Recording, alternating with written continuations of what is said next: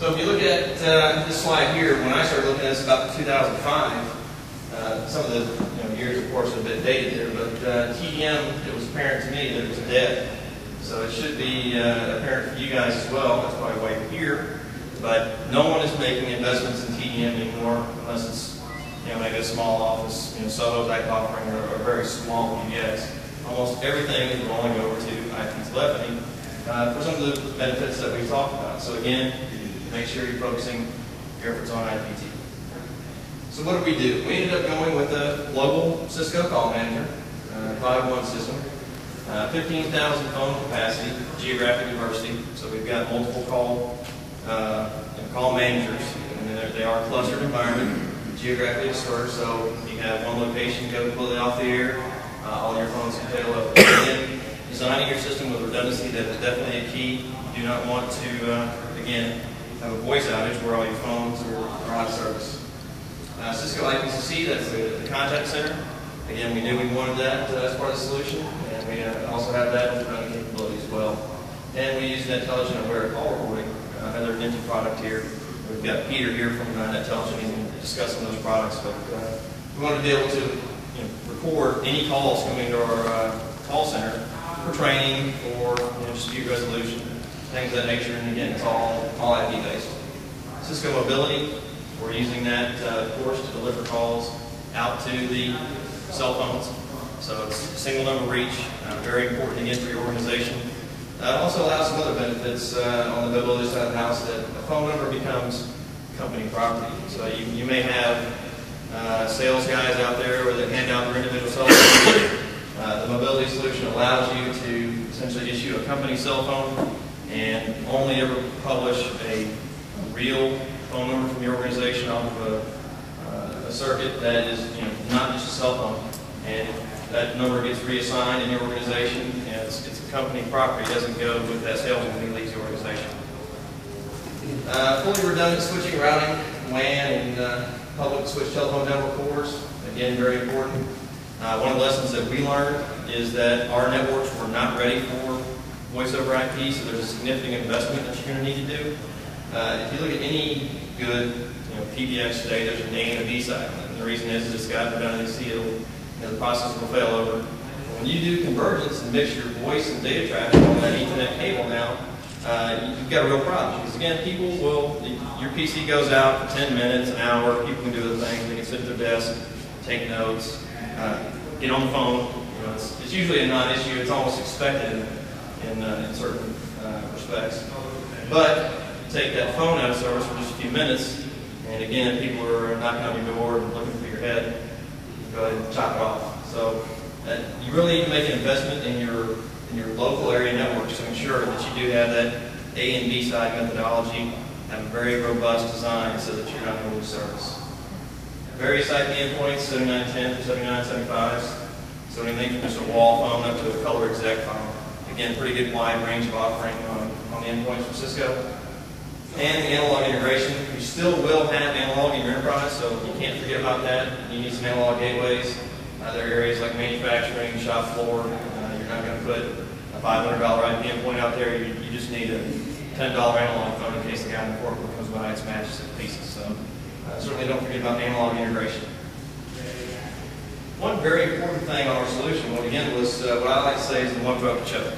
And it's important because the implementations, they can be complex, and you don't want to have to essentially chase down multiple people, multiple vendors, have a lot of problems on problem resolution. You want to be able to, when there's an issue, go to one person and say, look, we need to get this solved, this is mission critical, take care of my problems.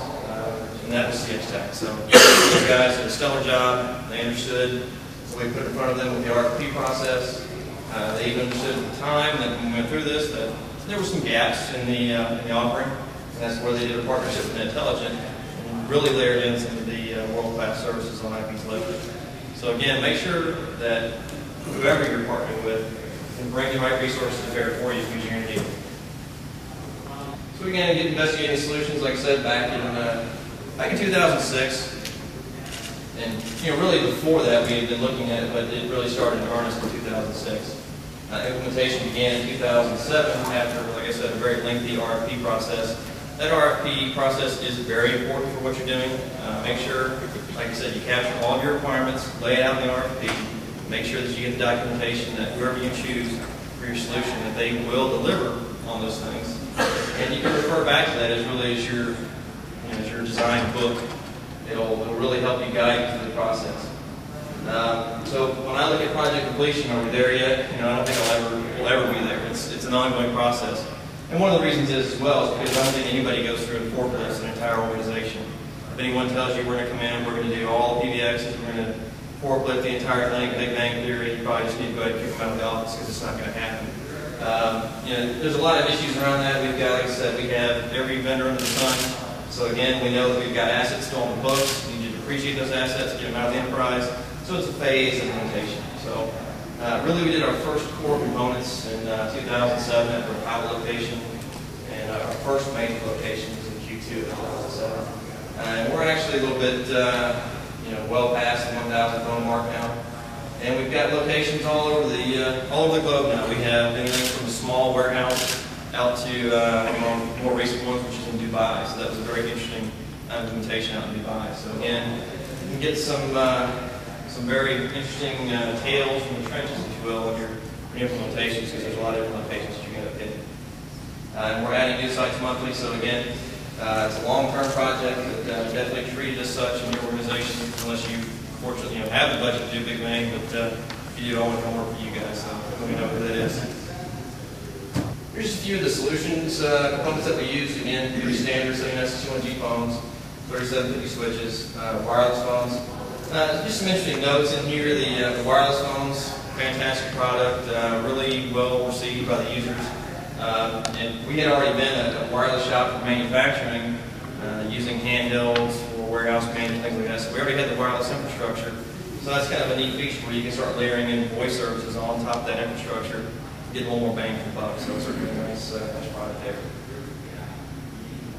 So one of the unique things that we had about this was a corporate headquarters refresh. And I can certainly tell you that when the project hit my desk, we're going to remodel our corporate office. We're going to come in, we're going to gut the place, completely rebuild it from the ground up.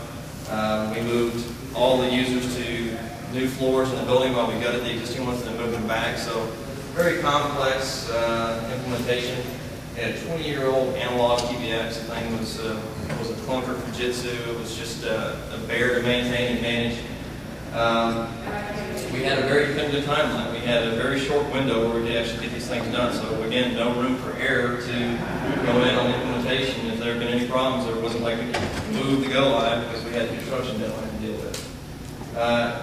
And you looked at it, I didn't have any on-staff voice engineers, so that's something that your organization will need to look at.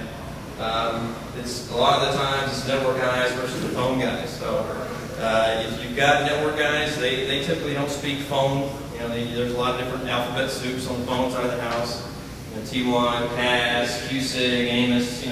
There's a lot of things that are going to come out of the woodwork when you start going through the process that your network guys are going to understand. So if you don't have the IPT experience, whether it's Cisco or any other solution, make sure you bring in some resources that can help you start that learning process within your organization, and then you can transition to really sourcing it internally all the time. But again, it was just unique. It was no room for error. You've got all your C-level executives from the president on down.